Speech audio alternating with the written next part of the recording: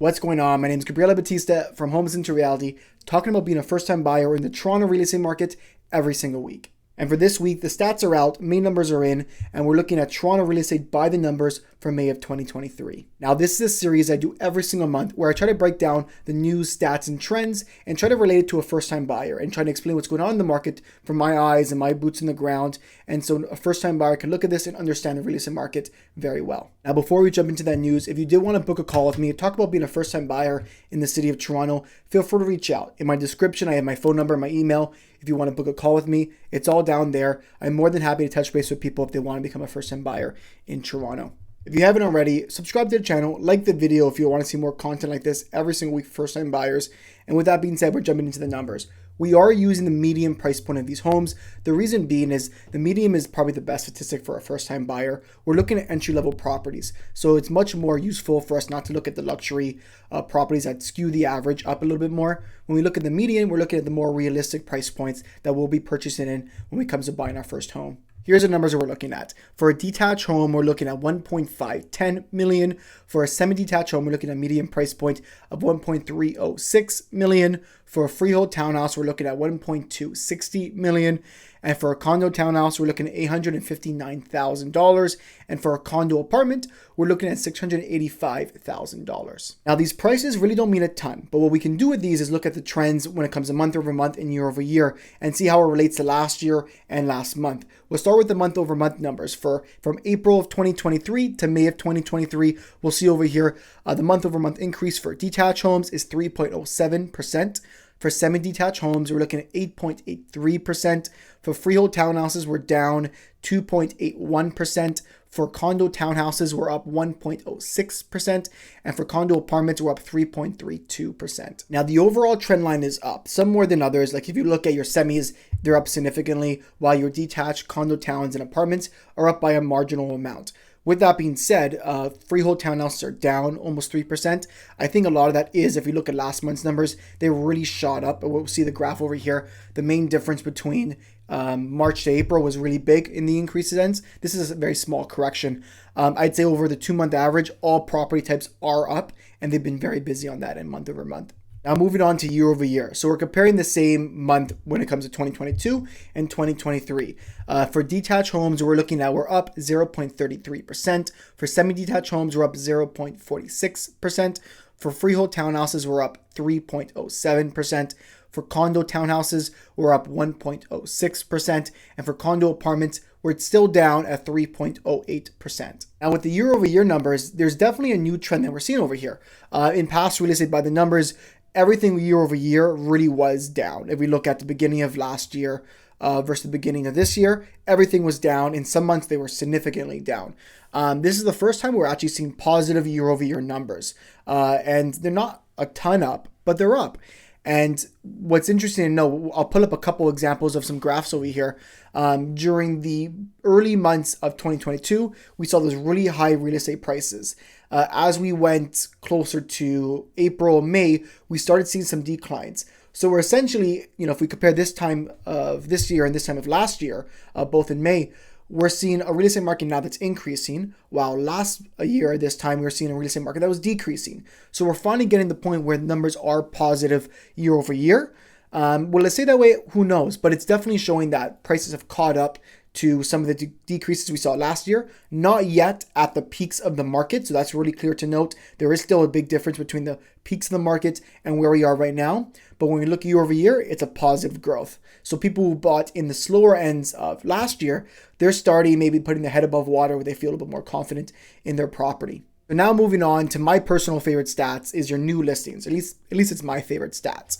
And the reason why it's my favorite stat really because everyone talks about an inventory problem in Toronto. And you know what? We've been definitely facing an inventory problem in Toronto. So new listings I track pretty carefully and I like to keep on top of it. So if we look at year over year, our new listings are down 16.6%. And with that being said, last year we saw 6,877 new listings, while this year in May we saw 5,734 new listings. And yeah, we're down 16.6%, which seems we're down a good chunk. What the good news is, I'll pull up the graph over here. We've really spiked up from the inventory lows that we've been seeing the past few months. We've been seeing significantly down new listings over March and April, and usually March and April is when we get the most new listings. So we're definitely getting closer to seasonality and getting some more listings out there, and it might be a little bit bump of supply that we need to see for prices to stay realistic or to stay stable. So for me, it's interesting that we're seeing that big bump in supply. I'm really looking forward to the June number and seeing what supply is. It feels like it's pretty high as well, but new listings are down year over year, but significantly up month over month. With active listings, we're definitely in a more similar boat. We're down 17.1% year over year. And active listings are the properties that are currently on the market as of the end of the year in May of 2023. And what's interesting about this is in past months, active inventory was actually up. So there were more properties sitting in the market, staying on the market and not selling.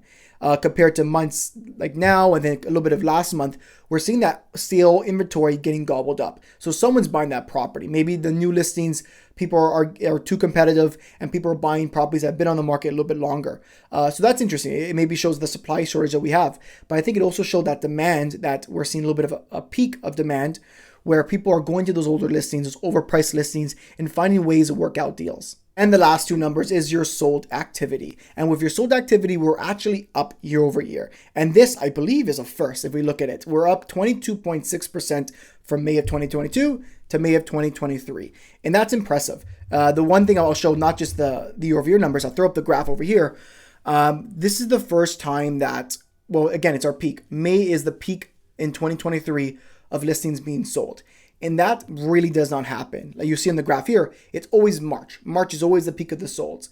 But right now, every single month, we're getting more and more solds. And is this sustainable? Absolutely not. Eventually, solds got to go down. Buyer demand has to go down this year alone. So it's interesting. It feels like this, I put the title of my last video last month was, have we skipped a month? At this point, maybe we've skipped 2 months because May being the busiest month of 2023 was not something that I expected. So this spring market that we typically see is actually in spring now.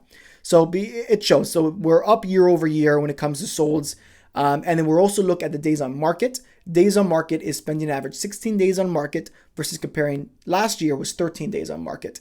So we're still seeing offer dates. We're seeing some offer dates not going through, but we're looking at a relatively slightly higher than last year properties sitting in the market for 16 days versus 13 days. These are the numbers. And with these numbers, I'm going to give my 2 minutes just giving what I think about what's going on in the market and what I think going forward. These numbers were big in the sense of, although they don't paint a full picture, they definitely get me very excited to see what's going on next month. And I think next month we'll actually tell a ton of stories to see if these trends continue or if they're one-offs. When it comes to new listings, the fact that they've spiked, they're not like last year's levels, but the fact that they finally are getting closer to seasonal norms, if in June is a similar story, it might be that supply that we need for prices to either balance out, stop increasing, or potentially decrease over the summer when it's a little bit more slower. And the same thing with buyer demand. We're looking at every single month, the amount of solds are going up. And that can continue for the rest of the year. It's impossible. It doesn't happen. So we want to see where that buyer demand really peaks. And if number of solds are higher in June, then we have probably a busier summer that we anticipated. But if they end up going down, it'll show that maybe buyer interest has peaked during May. You also want to consider what's going on with the interest rates and how that affects buyer sentiment. When it came to the 25 basis point increase in the Bank of Canada overnight rate, the big thing to consider is that doesn't change qualification for a lot of people a ton. It does change people with current variable mortgages. They're paying more money in their monthly payment every single month in a lot of cases, but it doesn't change the buyer amount that they qualify for because most people are on fixed rates. Fixed rates are also going up as well. So that does change qualification if you're not yet pre-approved. But what does happen with these rate increases, it may change buyer sentiment. If the buyers feel like there's a recession coming up, and there likely is, or if buyers feel like that they no longer want to be spending these high interest rate prices to buy these homes at these very high prices, it could pull back buyer sentiment. As I mentioned before, all we really need for a change in the market is let's say a few 10%, 20% increase in supply, and even a 10, 20% decrease in demand. And once that happens, it'll change the sentiment overall for the market. The competition will change. So I'm very curious to kind of see what goes on, what buyers are thinking. I'm talking to a lot of my buyers now and see what they think and what the confidence they have in buying their first home. I will say a lot of my clients are first-time buyers. They are end users. They're looking to be in their home for the next 5 to 7 years or even more. So for a lot of people, it doesn't matter a ton about about the monthly swings in real estate prices. Of course, lower to get into the markets better. And the moment they buy, they want prices to kind of skyrocket so they have more equity in their home. But the idea is a lot of people want to buy real estate because it's going to be their home. And people forget that sometimes too. I hope this was helpful for you guys, breaking down the Toronto real estate numbers every single month. It's what I want to do here, and I'm going to do it next month, next week, whatever it is. Again, I'm Gabriela Batista from Homes into Reality. I talk about the Toronto real estate market every single week for first-time buyers in the Toronto real estate market. If you're looking to make a move in Toronto and you're a first-time buyer and you want any sort of real estate consultation, touch base with me below. I'm more than happy to talk to people about getting the Toronto real estate market and talking to you how I can help. My honest opinion, the choice isn't always the buy. It isn't always the sell. It isn't always the rent to be whatever it is. So let's talk about your situation in a little bit more detail. I'm happy to help. Enjoy the rest of your weekend whenever you're watching this. Take care as always. Bye.